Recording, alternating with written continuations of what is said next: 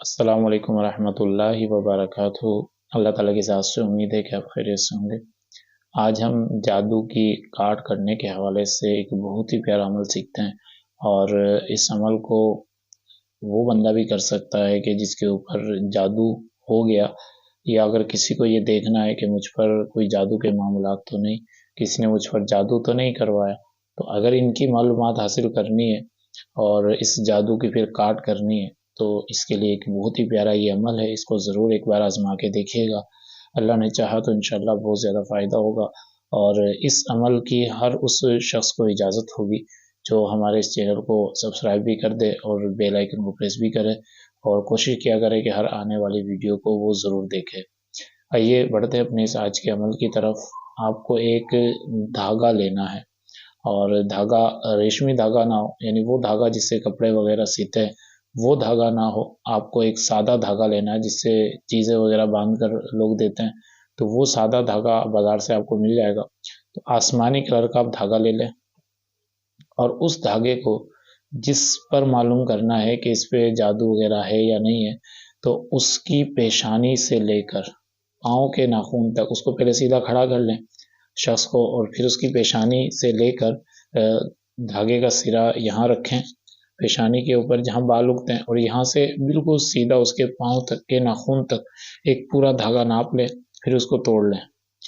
پھر دوسرا دھاگا لیں اور اسی طرح ناپ لیں اور پھر اس کو توڑ لیں۔ اس طرح 11 عدد دھاگے ناپنے ہیں اور ان کو الگ الگ کر کے توڑ لینا۔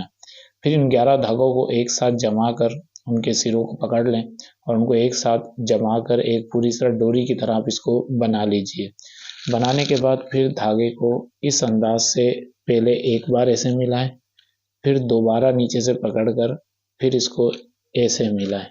تو یہ اس کی گویا کہ 4 مرتبہ اس کی تہ بن جائیں گی، اور یہ 4 دھاگے آپ کو نظر آ رہے ہوں گے، تو یہ اس طریقے سے 4 تہ گویا کہ اس کی بن جائے گی۔ اور اب آپ کو ایک عمل اس کے اوپر یہ کرنا ہے کہ آپ کو سورہ فلق 30ویں پارے میں سورہ ناس سے پہلے سورہ فلق یہ آپ کو پڑھنی ہے، اور اس دھاگے کے اوپر اب 11 گرہیں لگانی ہے، اور ہر گرہ پر سورہ فلق پڑھ کر آپ کو اس پہ دم کرنا ہے۔ آپ کو اس انداز سے آپ سورہ فلق پڑھتے رہیں اور اس پر ایک گرہ لگا دیں، گرہ کو تھوڑا لوز رکھیں۔ جب سورہ فلق مکمل ہو جائے تو پھر اس پہ پھونک مار کر اس کو ٹائٹ کر دیں۔ اس طرح اس کے اوپر 11 گرے لگائیں، اور پھر اس کو دیکھتے ہوئے کوئلے کے اوپر کوئلہ جلائیں اور کوئلوں کے اوپر اس کو ڈال دیں۔ اگر اس میں سے کوئی ناگوار بو محسوس ہو، جیسے گوشت سڑ جاتا ہے، خراب ہو جاتا ہے، اس کی ایک بو آتی ہے، کوئی جانور مر جاتا ہے اس کی ایک بو آتی ہے، ایک بالکل عجیب و غریب قسم کی بو اگر اس میں سے آتی ہے، تو آپ سمجھیں کہ ابھی جادو ہے اور اس کا اثر موجود ہے۔ پھر کچھ دیر کے بعد، گھنٹے 2 گھنٹے کے بعد پھر اس عمل کو ایک بار اور پھر دہرائیں، اور پھر اسی انداز سے دھاگا ناپیں اور اس کو کوئلوں پر ڈال دیں۔ پھر تیسری بار، چوتھی بار، جب تک اس بو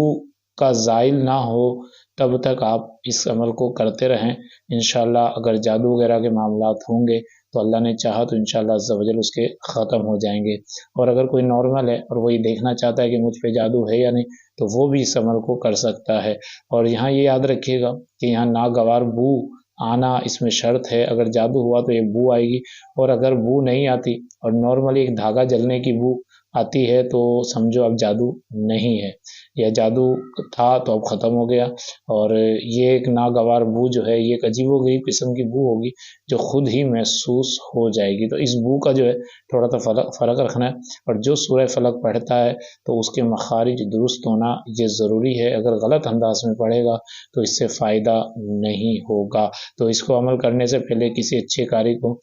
یہ سورہ فلق اچھے انداز سے سنا دیجئے، پھر انشاءاللہ عز و جل اللہ نے چاہا تو اس عمل کو کیجئے گا۔ اللہ تعالی ہم سب کو